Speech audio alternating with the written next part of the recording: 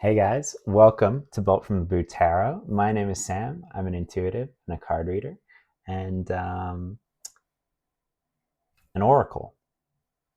And today we're going to be reading from some cards for your highest good. I got some Crystal Connections card here from Adam Barrelay. See what they have to say for you. Ooh, Lapis Lazuli. Good choice, guys. I love lapis. I'm right now on me. How many pieces of lapis lazuli do I have? At least this one. At least this one. That's probably the crystal I have on me most often. It's supposed to be really good for hearing your intuition and listening to others, being more receptive to guidance. Let's see what the card has to say.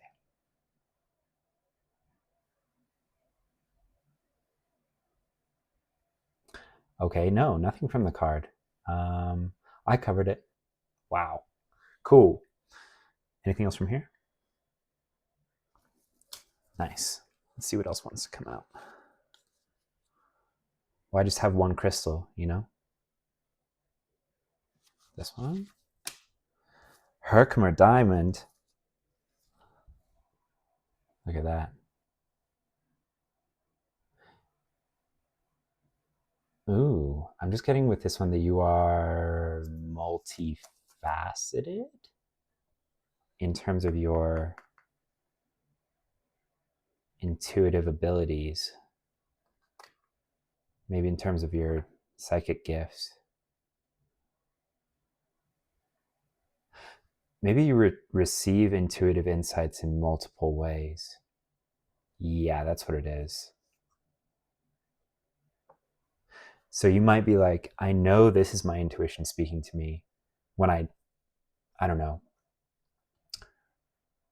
when I hear these songs that I haven't chosen in the background in my head.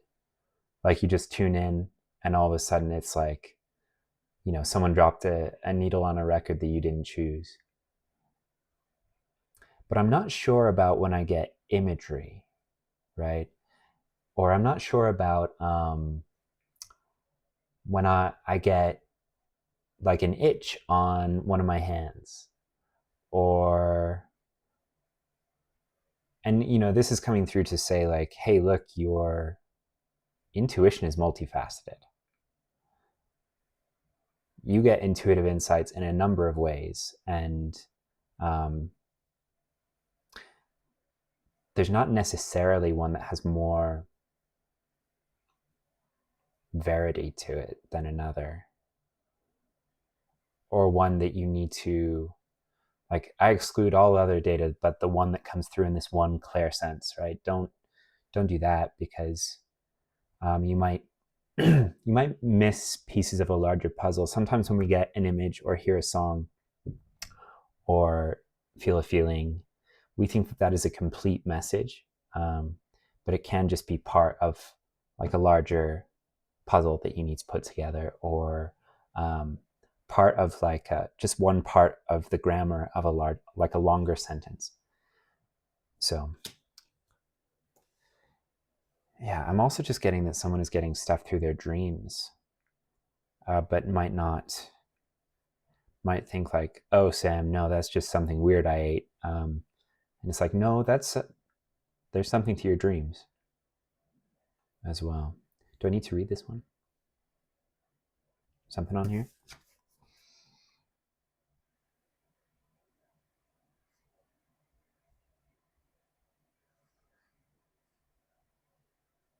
I am a radiant being shining love and light throughout the day.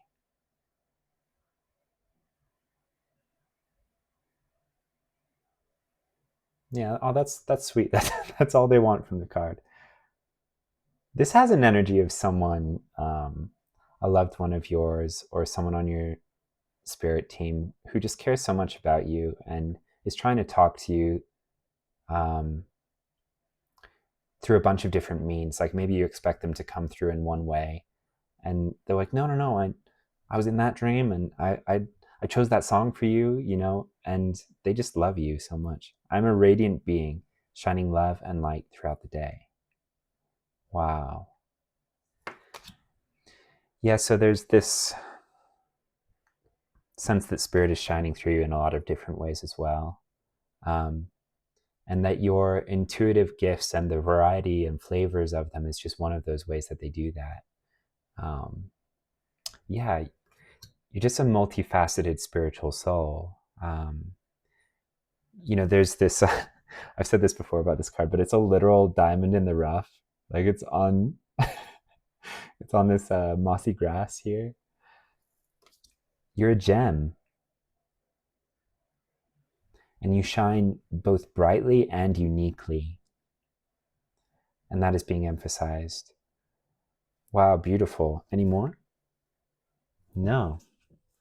Oh, that's so loved. I'm just getting a very sweet, you're so deeply loved in so many different realms is how I feel. Like maybe maybe your soul has incarnated in as a lot of different kinds of beings. And so your spirit team is very varied. And so you might receive like odd or unique messaging in a lot of different ways. Like odd for a human, because you have there's ethereal energy, as there's like all the highs, all the lows, and all the in-betweens. But mostly otherworldly energy. Yeah, you have very gentle and loving otherworldly support, and past lives. Soul experience. Ooh, I love this so much. This is my kind of energy. I love it. Okay. This is a new deck. Let me real quick talk about this. This is new to me. The Intuition Oracle by, is it Monty Farber and Amy Zerner. The Intuition Oracle. I saw another reader using this, Lauren. She's great. And I really like the art. I have spent all of like 12 minutes with this deck, but I got it because I saw the art on another channel and I really liked it. I'm not always crazy about the affirmations on the back of the cards. So we're going to use these intuitively to the degree possible. The descriptions in the books are much more detailed, and once I read through them, I'm like, okay, I get what they're driving at here. But yeah, the affirmations are, some of them are not my cup of tea. So we're going to stick with the imagery when possible, and we're going to see what wants to come out for you.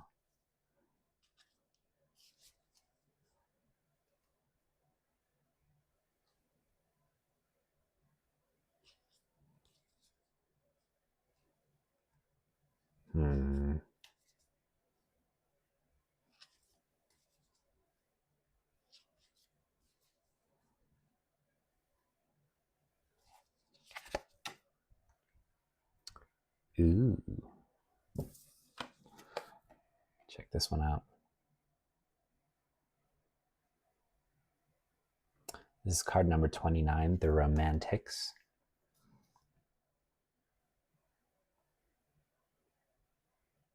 Okay, I'm getting just this one.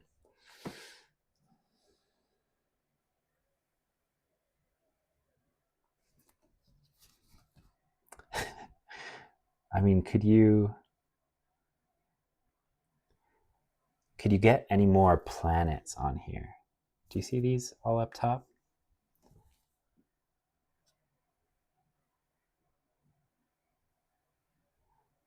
I'm reading this as confirmation of what I was intuiting about your otherworldly love that you're being showered with.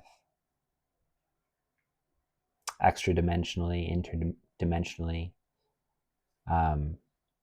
With this rose, there could be quite a bit of like Venusian energy that supports you. These are kind of like luscious, sensual, feminine energies, but also ranging all the way to like motherly, supportive, loving, gentle female energies. That's what's coming through with the colors as well, quite a bit.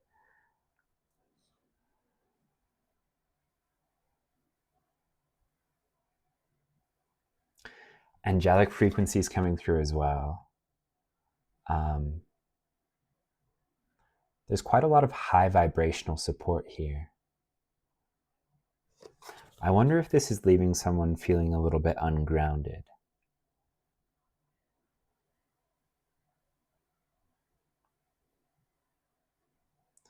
I don't think that's what the message is about. I get a lot of grounding messages come through, but I don't think this is it.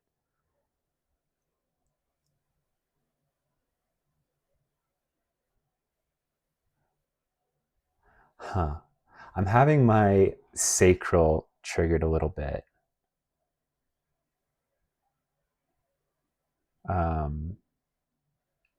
So this,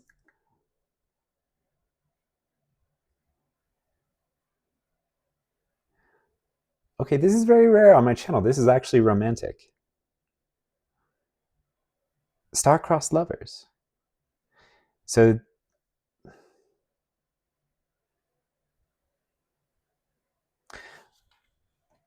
these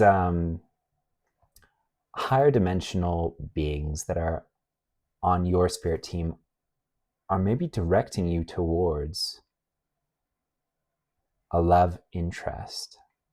And this is, let's be clear, romantic love interest. Creative. Is this procreative? No. Okay, so this can be different things for different people, because I'm getting some possibly conflicting stuff. So I think this is someone else. This is a human being. And this is someone whom you can create with. A creative love interest.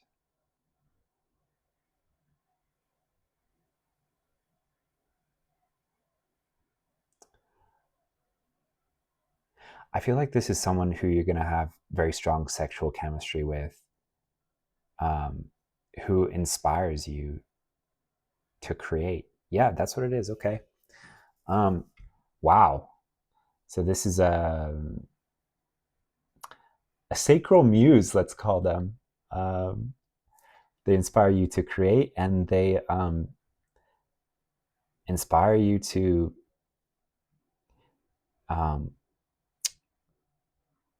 these Venusian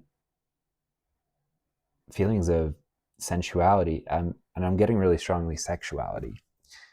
So this is going to be quite passionate.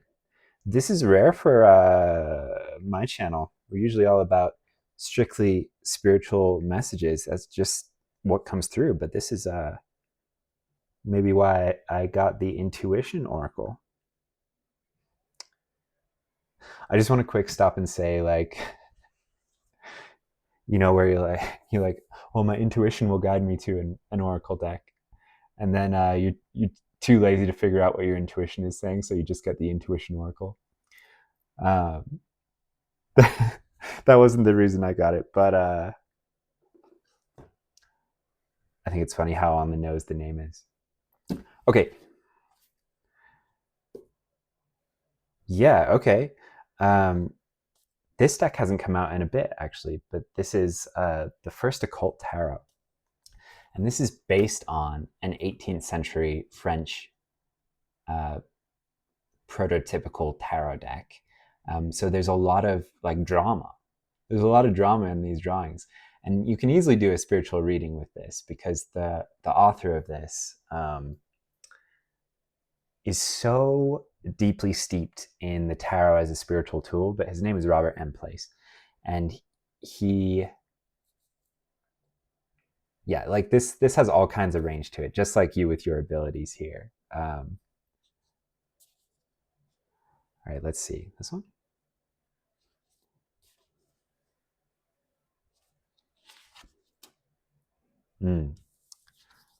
6 of coins.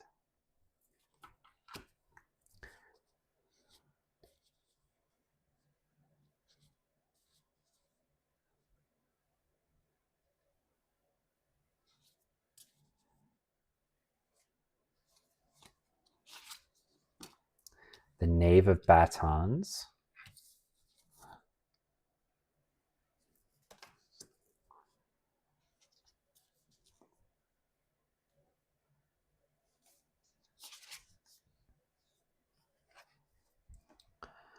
This is the Ace of Batons. Ace of Wands kind of energy-ish.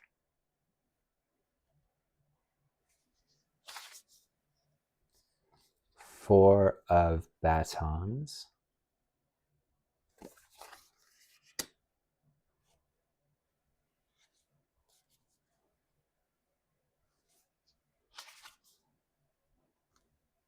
Seven of Batons.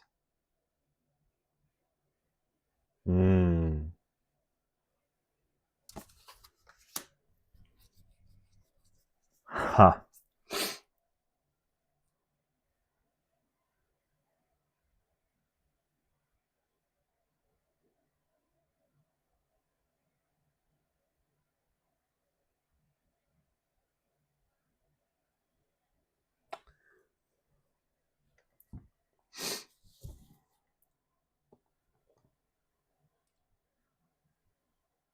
So, in a deck absolutely riddled with cards about like interpersonal drama and frankly sex, this is this is like a very interesting spiritual message. So there's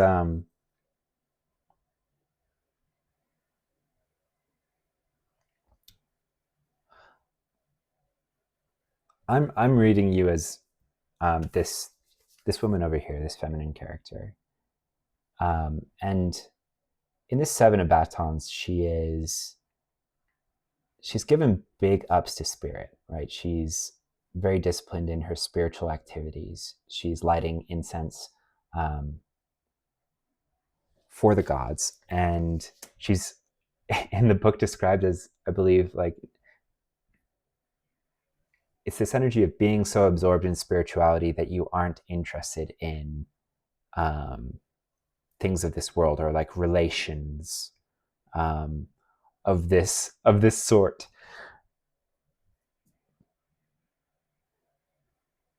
But there's some sort of transformation going on in a masculine that's heading towards you. And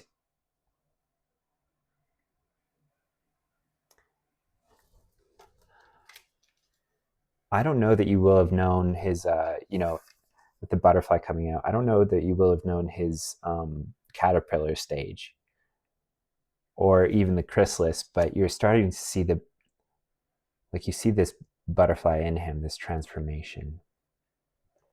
Maybe he makes you feel some butterflies. And my sense is that you're both, like, this is a card of victory. People get a little worried about the snake, but it's I always see it as a spiraling upwards, improving by degrees over time, and getting closer to spirit as well. So there's this sense that maybe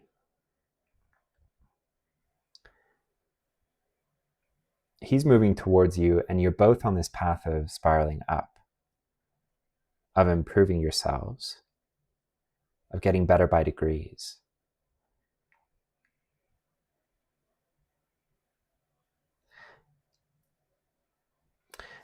I think, this card comes in as like a warning, or like it is a whisper in the ear. So this might be a whisper in the ear of a woman who isn't presently looking for a relationship, and this is you. Perhaps you are completely satisfied on your, not on your own, you know that you have spirit, but on your path. but someone, something, even if it's just arranged by the divine through synchronicity, something's coming in to say like, hey, have you heard about so-and-so? He's really spiraling up. Like, and he's very attractive. Like, I think you would really like him.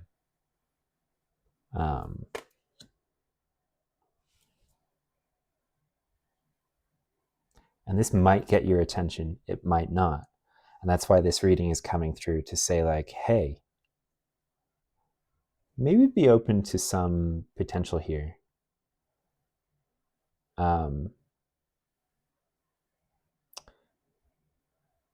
You know, being in this energy, you might be like, Sam, I have nothing to gain. Like, I've spent so much time cord cutting from past sexual partners or past relationships. And I am about my spirituality, right? Like, this is not a joke for me. This is not a hobby. I'm on a mission here on earth, right? And what I've learned is that, you know, sex creates these entanglements energetically. And I'm not interested in entangling myself with energies that aren't for my highest good. Or I just don't want to do the cord cutting again. Like, it took so long last time. Like, I'm just clearing out the sacral, you know?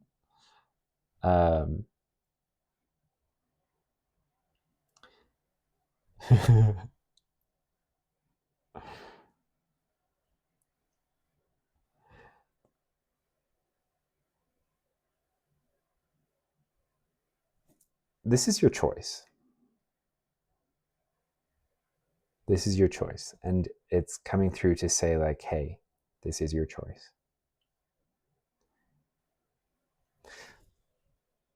But I think with this card, it's also saying that, you know, there's more than that can come out of this than just sex.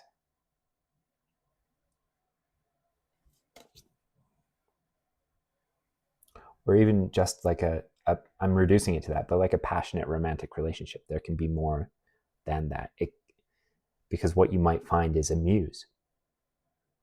You're not just going to be amused. You're going to find a muse, quite possibly.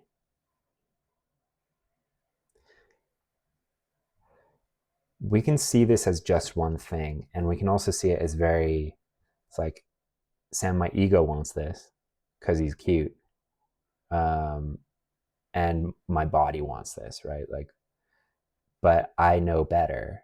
And it's like, well, there's a divine element here of this can be something larger that you can't see, because it could inspire you to create something.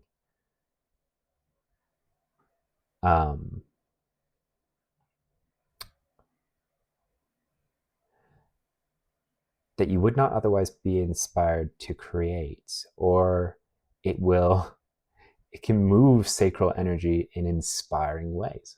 Let's say that. Let's say that. Cool. Yeah, we're gonna get you some advice to end off here from my storybook deck. It will be very interesting to see what advice comes out for this particular reading. I had a wobbly moment like 3/4 of the way through here where I was like, is this recommending the exact opposite of what I'm talking about? So my feeling is you've been through a lot of spiritual tests when it comes to relations.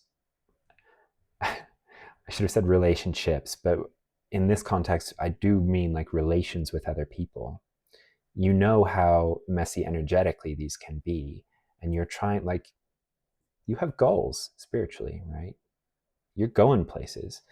But this is coming out to say that something is different.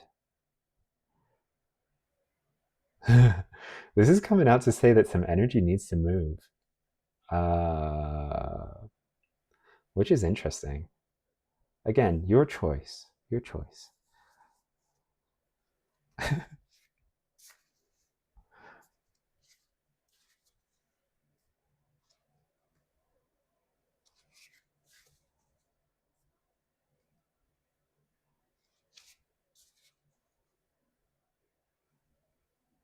Oh my God.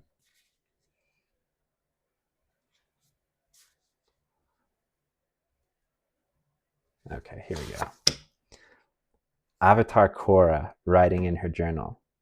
So this is Avatar Legend of Korra, card number 78. So this card unambiguously recommends journaling or writing in the context of reflection and introspection. My sense right off the bat is that this is going to give you a perspective about possibly lovers in the past. It may also help you realize that, so there's this angel over them, right, blowing this trumpet. It's like Archangel Gabriel kind of energy of like, Gabriel doesn't lead you places you're not supposed to go.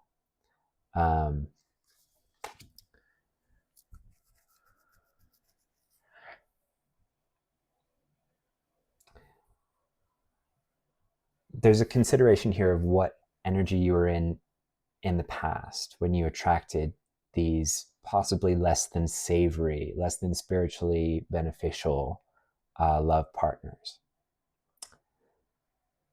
And there's something about journaling that may show you that it was an as within, so without thing to a degree. You're like, Sam, I'm not like that shithead.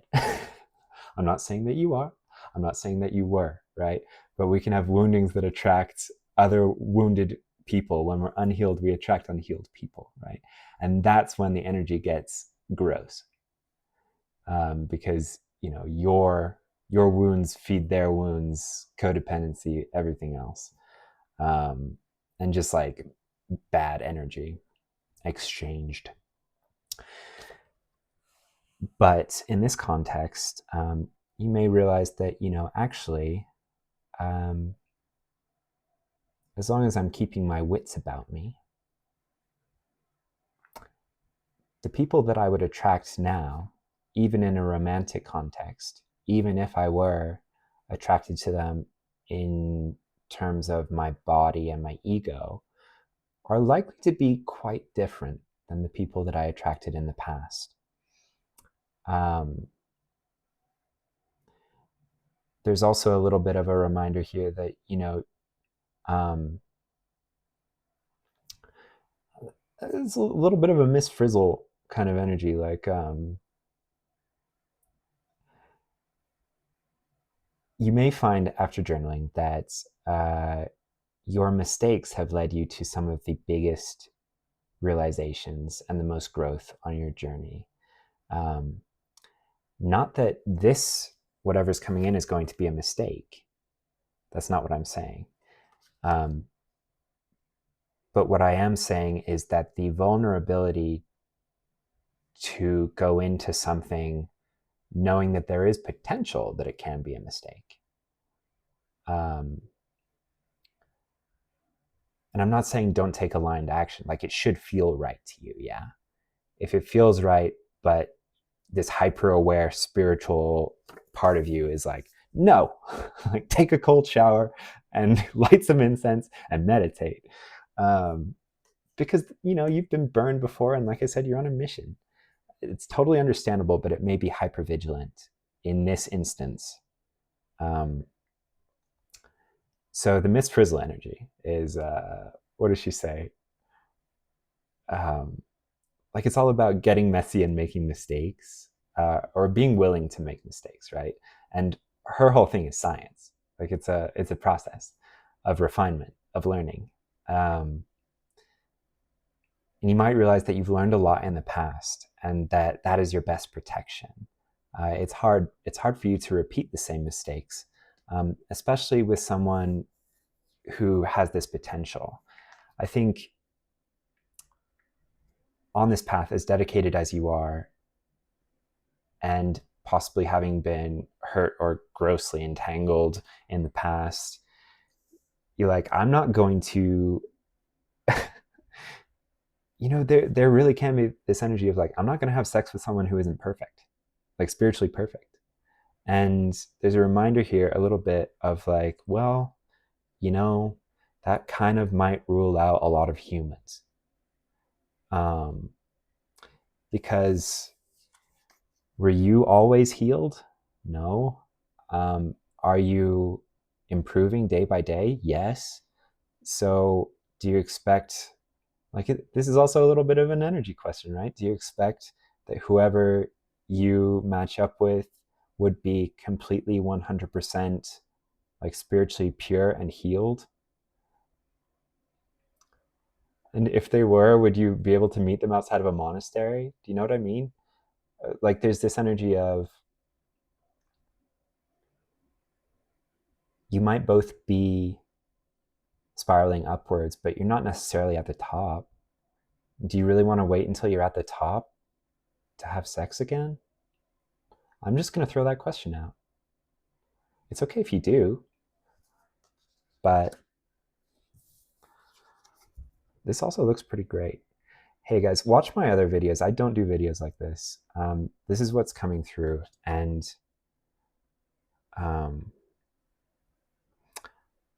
it wouldn't come through unless there was something to consider here. Something to consider. Something of value, even spiritually. Yeah, you might even be muses for one another. I'm getting this energy of like, nah, just you. That's funny. So yeah, this journaling will help you appreciate your growth, your accomplishments, and discern and summarize sort of lessons learned. Yeah, I think I covered that. What do we got? Anything else from here?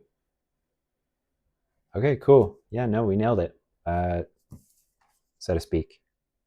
All right, guys, if you're new to the channel, what a first video to watch. I hope you stick around. Please do like and subscribe. Comment about how this goes. I'm just kidding.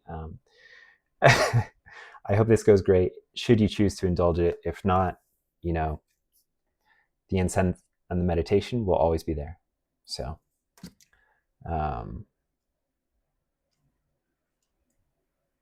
yes, I will see you in the next one. Have fun.